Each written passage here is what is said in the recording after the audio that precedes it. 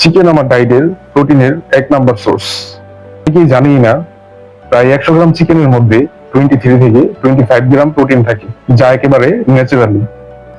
আর এই প্রোটিন আমাদের পেশি মেরামত করে, শক্তি দেয় আর শরীরকে গড়ে তোলে।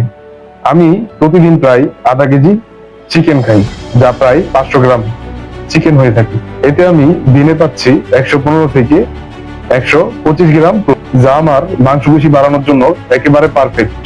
শুধু জিম করলে হবে না, সঠিক খাবার না খেলে কখনোই মাসেল হবে না। জানেন কি, প্রোটিন শুধু পেশি বাড়ায় না, এটা আপনার বিপাক ক্রিয়া বাড়ায় আর ফ্যাট বার্নেও সাহায্য করে থাকে এবং আপনাকে লিন অ্যাথলেটিক বডি দিয়ে থাকে। অনেকে ভাবে ডায়েটে থাকলে শক্তি কমে যাবে, আসলে একটা ভুল ধারণার পিছনে সবচাইতে বড় কারণ হচ্ছে আপনার পারফেক্ট রুটিন ফলো না করা।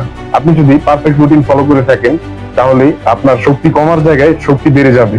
আসলে ঠিক খাবার খেলে শক্তি কমে না, শক্তি বাড়ে, মনোবলও বাড়ে। আপনারা অনেকে জানেন আমি একজন ফিটনেস কোচ, আর আমি নিজে শরীর দিয়ে প্রমাণ করে থাকি নিয়মিত ওয়ার্কআউট আর সঠিক পুষ্টি এর বাইরে বডি বানানোর শর্টকাট আর কোনো রাস্তা নেই।